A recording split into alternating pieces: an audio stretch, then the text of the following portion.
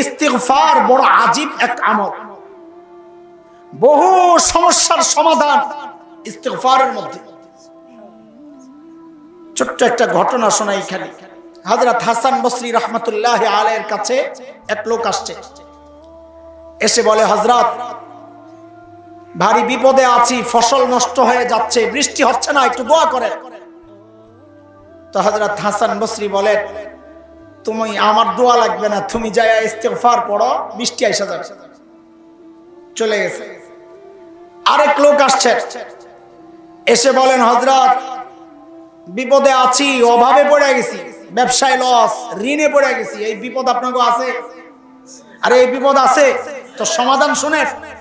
হাসান বসরি বলেন, তুমি যায়া বেশি বেশি ইস্তিগফার পড়ো, অভাব দূর হয়ে যাবে।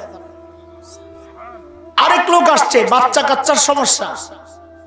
হাসান বসরি তারেও চিকিৎসা দিচ্ছেন, যাও যাও বেশি বেশি ইস্তিগফার পড়ো। আরেক লোক আসছে, হুজুর বাড়ি বানাইতে চাইতেছি, পারতেছি না, একটু দোয়া। হাসান বসরি বলেন, যাও তুমি যায়া ইস্তিগফার পড়ো।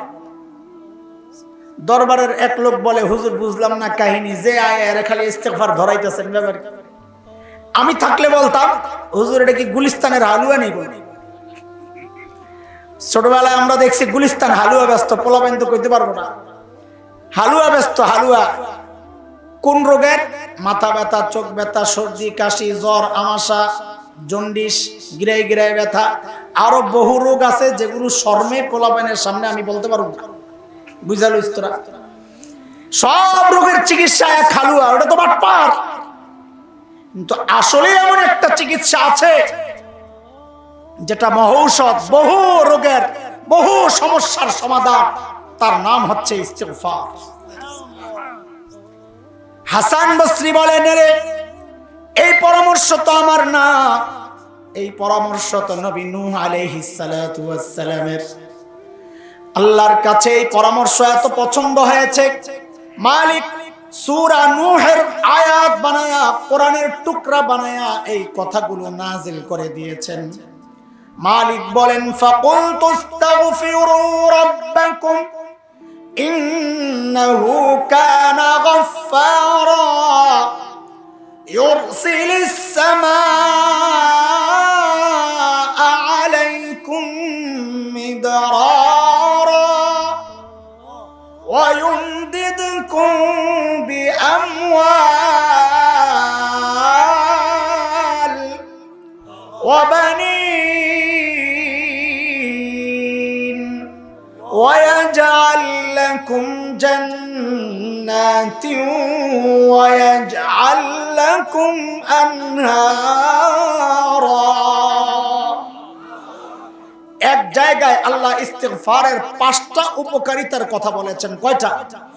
এক জায়গায়। এক নাম্বার, সবচেয়ে বড় বিপদ থেকে তোমার ইস্তিগফার বাঁচাবে। বলে সবচেয়ে বড় বিপদ কোনটা? বলে গুনাহ। কি? কারণ দুনিয়ার বিপদ তোমার দুনিয়া বরবাদ করে, আর গুনাহ তোমার দুনিয়া আখিরাত সব বরবাদ করে। তো সবচেয়ে বড় বিপদ কোনটা? ইস্তিগফার ওই বিপদ থেকে তোমারে বাঁচায়া দিবে, গুনাহ মাফ। ইউরসিলিস সামাআ আলাইকুম মিদরারা, বৃষ্টি না হলে ইস্তিগফার পড়ো, আল্লাহর ওয়াদা আমি বৃষ্টি দেব। ওয়ায়ুমদিদকুম বিআমওয়াল, টাকা পয়সার সমস্যা, ঋণে জর্জরিত, ব্যবসায় মন্দা, বেচা কেনা নাই, বসে বসে ইস্তিগফার পড়ো, আল্লাহর ওয়াদা আমি মালের মধ্যে বরকত দিয়ে দেব। বাচ্চারা কথা শোনে না, কত সমস্যা, আল্লাহর ওয়াদা ওয়ায়ুমদিদকুম বিবানিন, বাচ্চার বরকত আমি দিয়ে দেব। বাড়ি ঘর বানাইতে পারো না, আল্লাহ বলেন বেশি বেশি ইস্তিগফার পড়, বাড়ির ব্যবস্থাও আমি করে দিব। যাই হোক দোস্ত, ওই যে 2 নম্বর পুটলিটা খুলে, ওই যে ছিদ্র হয়েছে, আল্লাহর রহমতের ছাতা ফুটা হয়ে গেছে, ফুটা বন্ধ করা দরকার। মনে আছে কথা? হারায় যায় না আবার। 1 নম্বর কাজ হচ্ছে ওই ছিদ্র বন্ধ করা। প্রথম পুটলি খুলে, যেই ছিদ্র দিয়া বিপদ ঢুকে, বিপদ ঠেক দেওয়ার একটাই রাস্তা, সেটা হচ্ছে ইস্তিগফার দিয়া ওই ছিদ্র বন্ধ করো, বিপদ আসা বন্ধ হয়ে যাবে। এটা হাদিসের কথা, নবী বলেছেন বেশি বেশি ইস্তিগফার পড়লে আল্লাহ সব বিপদ থেকে বাঁচায়। আস্তাগফিরুল্লাহাল আযীম ওয়া আতুবু ইলাইহি, সংক্ষেপ ইস্তিগফার এটা।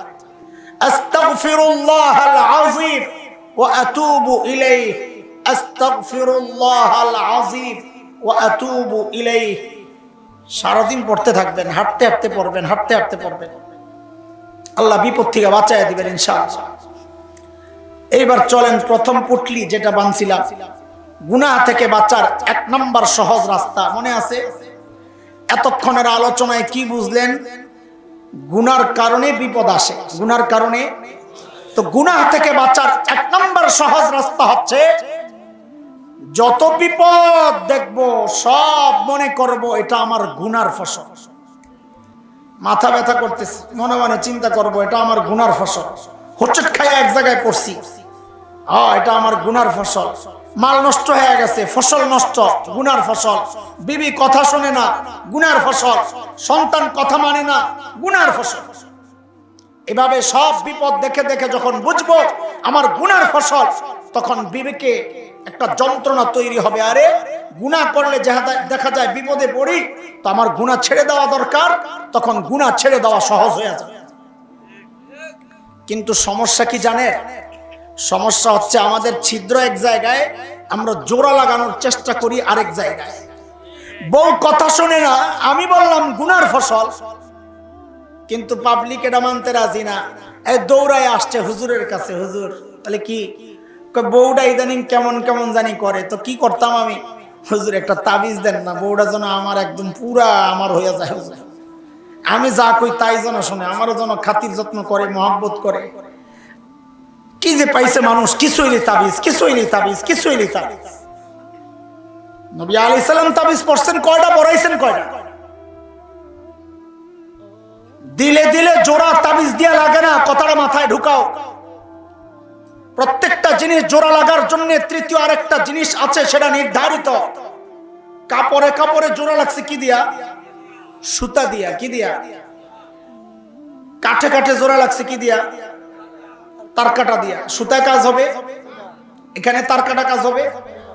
দেয়ালে ইটে ইটে জোড়া লাগছে কি দিয়া? বালি সিমেন্ট দিয়া। ওখানে তার কাটায় সুতায় কাজ হবে। দিলে দিলে জোড়া লাগার জন্য তৃতীয় একটা জিনিস আছে, ওটা তাবিজ না, এটা অন্য কিছু। বলে হুজুর সেই অন্য কিছু কি? আমি কি করবো? ওই দিল যে আল্লাহ বানাইছেন, ওই আল্লাহকে জিজ্ঞেস করো যে আল্লাহ দিলে দিলে জোড়া কি দিয়া লাগে। তো আল্লাহ জানায়া দিয়েছেন, সূরা মারিয়ামের শেষ দিকে আসছে, মালিক বলেন, ইন্নাল্লাযীনা আমানু ওয়া আমিলুস সালিহাত সায়াজআলু লাহুমুর রাহমানু উদ্দা। বান্দা তোর ঈমান ঠিক কর, আমল ঠিক কর, দিলে দিলে মুহাব্বত আমি আল্লাহ তৈরি করে। সত্যনের মশালবাহী প্রিয় মনীষীদের পাপড়ি টিভি।